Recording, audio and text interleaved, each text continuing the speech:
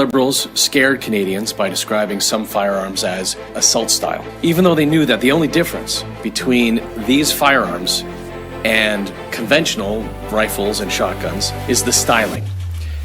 They also told Canadians repeatedly that these measures were not targeting law-abiding hunters and farmers. And this lie was laid bare by the amendments to C-21. Welcome back to the Low-Key Airgunner YouTube channel.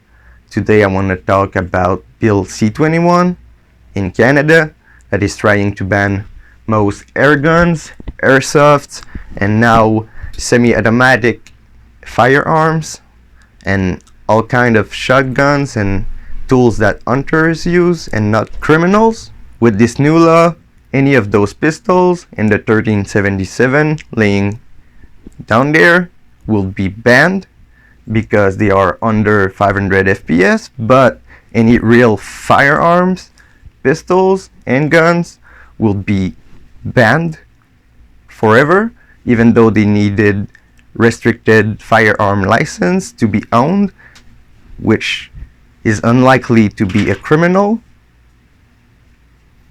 They are going for anything that is assault styled, so installing this on my 1377 might make it an assault style pistol carbine, and it is under 500 FPS, so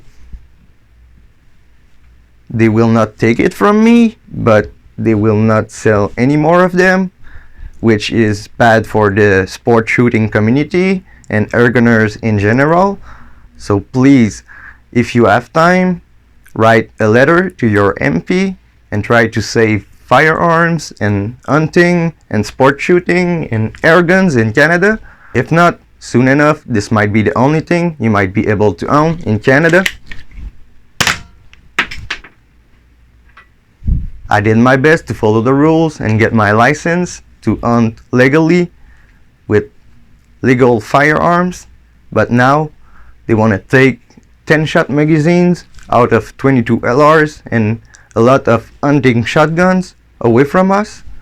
I don't think it is fair because criminals are not hunters. They don't own license. They get firearms illegally, and this is not the way we should fight this problem. Now that they included hunters in this fight, we might have a little chance to win, but we need your help.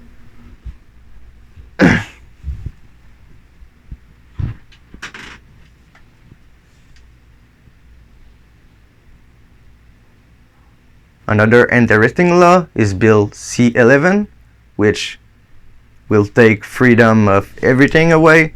Even YouTube is not down with it. Down? Yeah, down.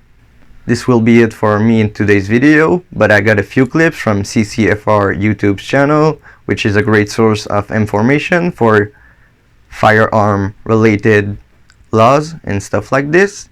So I will see y'all in the next one, and let's roll the clips.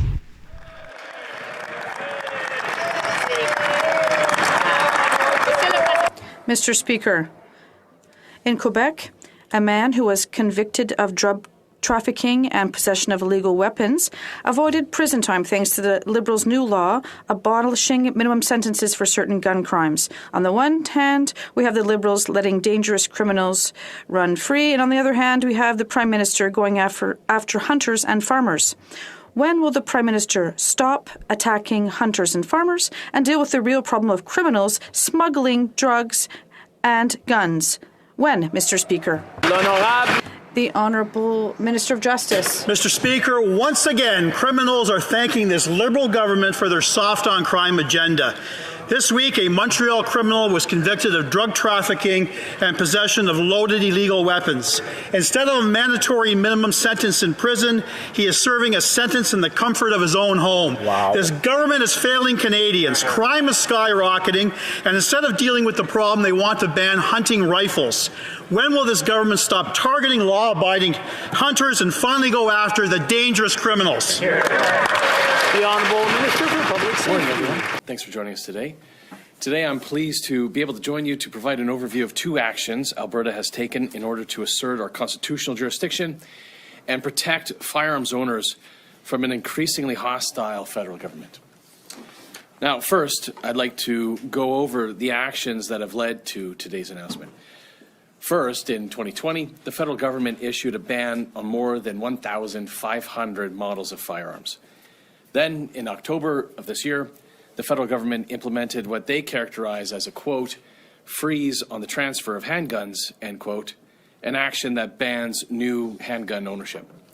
And then third, a month later, at the last minute, the federal government tabled amendments to Bill C-21 that ban shotguns, rifles used by hunters, farmers, and target shooters. Now, taken all together, these actions will criminalize hundreds of thousands of Canadians overnight, the majority of which reside in Western Canada. And it's becoming increasingly clear that the federal Liberal government is pursuing a strategy to ban all legal firearms ownership.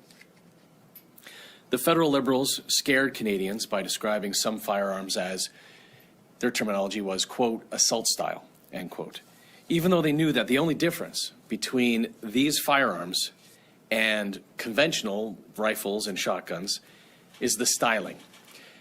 They also told Canadians repeatedly that these measures were not targeting law-abiding hunters and farmers.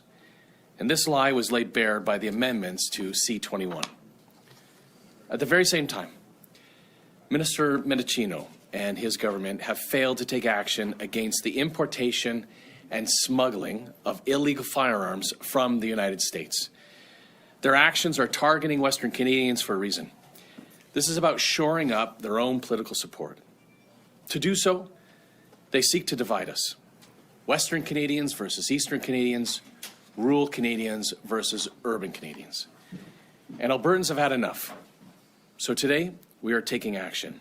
If the federal government does not extend the amnesty, any person that owns a firearm listed in the 2020 ban will be criminalized by the federal government in October of 2023. That's less than a year from now, and why we have to take action now.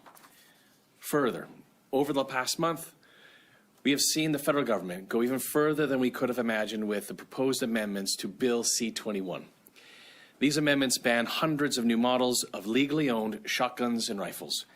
These actions clearly target hunters, they clearly target farmers, and they are clearly target sport shooters who collectively own hundreds of thousands of firearms that could soon be prohibited.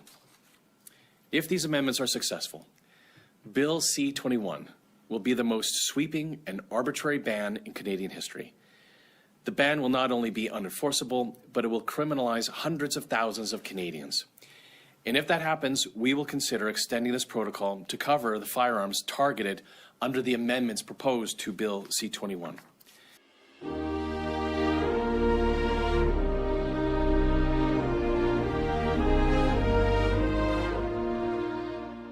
First step towards registering your guns is just the first step towards taking away guns from everyone. That's never going to happen because here in Canada we have a culture that has grown up with guns and it respects the need